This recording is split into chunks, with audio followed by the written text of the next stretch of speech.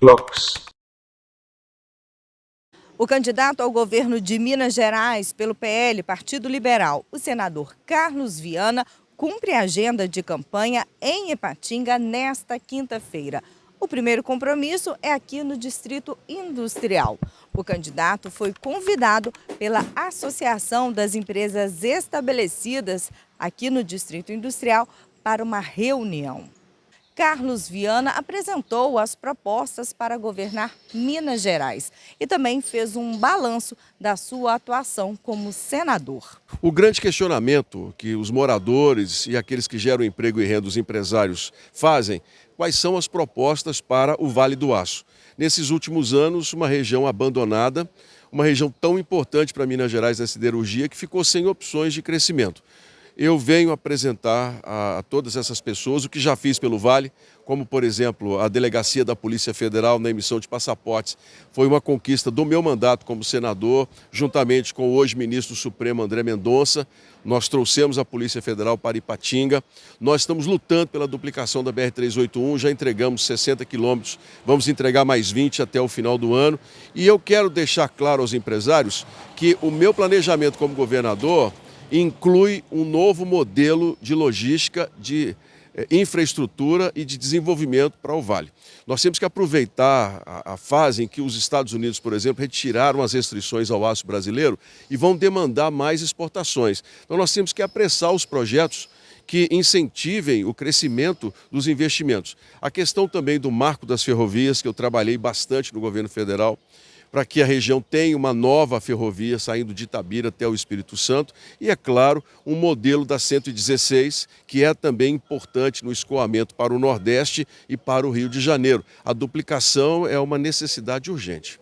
Muito que se fala, né, o que os moradores pedem, o que os deputados também falam, né, a gente fez uma rodada de entrevista com os candidatos a deputados federais em relação ao regime de recuperação fiscal atual de Minas Gerais, né, por conta da dívida do Estado com a União, e esse regime ele tem um ônus, né, que seria o corte de investimentos, principalmente na saúde, né, o que fazer para pagar essa dívida, mas que a população também não sofra com isso? É uma ótima pergunta. Há uma publicidade que é amplamente divulgada de que se arrumou a casa em Minas. Não é verdade. Minas Gerais deve 160 bilhões de reais, 12% a mais do que deixado pelo governo de Fernando Pimentel do PT. Durante 4 anos, Minas não pagou R$1 sequer da dívida. E isso nos colocou em situação muito pior e mais preocupante.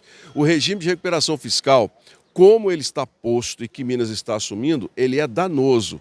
No Rio de Janeiro, o Estado quebrou, não teve possibilidade de reação e esse mesmo modelo está vindo para Minas. Você não pode, por exemplo, fazer novos concursos, você não pode atrair investimentos até com benefícios necessários, você não pode valorizar os servidores pelo mérito, dando a eles uma promoção.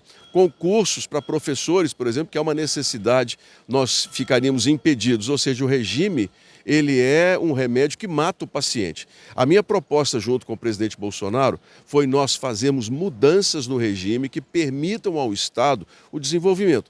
A questão dos juros menores, do prazo de novos financiamentos, isso não mudaria. Mas a possibilidade do Estado em manter o serviço público incentivado, ativo, nós precisamos recuperar. Até porque novos financiamentos não virão para Minas se as nossas médias, a nota do Estado ficar ruim.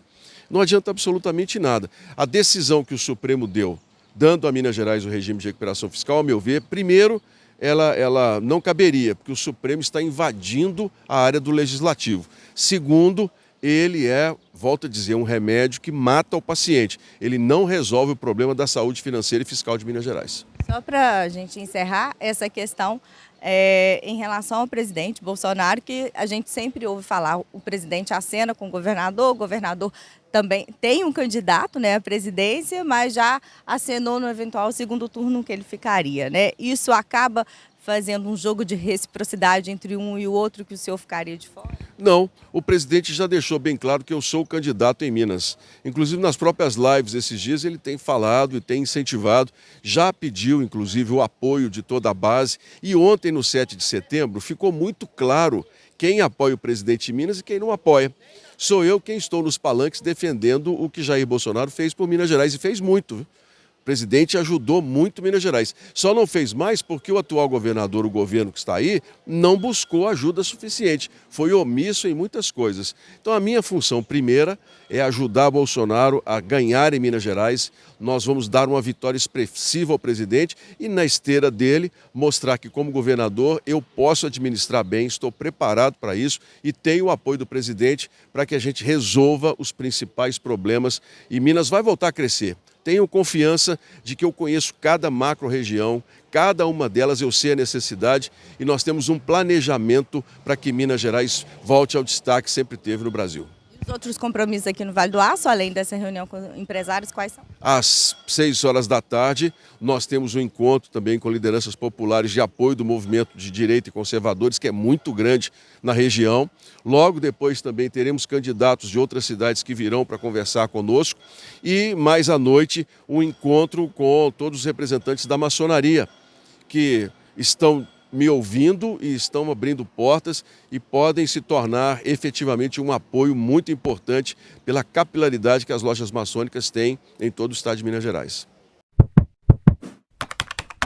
Blocos.